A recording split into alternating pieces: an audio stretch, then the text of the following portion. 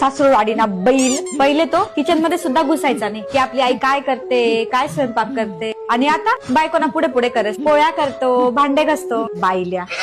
आणि माझे जावई चूला इतके जीव लावतात, पोळ्या करू लागतात, भाजी तर इतके सुंदर बनवतात ना. तिला त्रास होऊ नये म्हणून भांड्यांना बाई सुद्धा लावून घेतली. आणि म्हणता कसे, तू काय कामाला आली काय तर फक्त. माझा मुलगा पगार व्हायचा ना तर आधी माझ्या हातात द्यायचा, आणि आता पगार झाल्यावर त्या नटमोकरीने हातात दे. आणि एक माझे जावई म्हणता, शिव आमच्या घरातली लक्ष्मी आहे, लक्ष्मी लक्ष्मीच्या हातात द्यायला पाहिजे, पूर्ण पगार माझ्या मुलीच्या हातात देता. आणि एकदा माझी तब्येत बिघडली तर माझा मुलगा काय म्हणतो, आई रात्रीचे 1 वाजले, गोळी घेऊन घे, सकाळी दवाखान्यात जाऊ. आणि ती कुत्री ती बी होती शेजारी, ती सुद्धा काही बोलली नाही.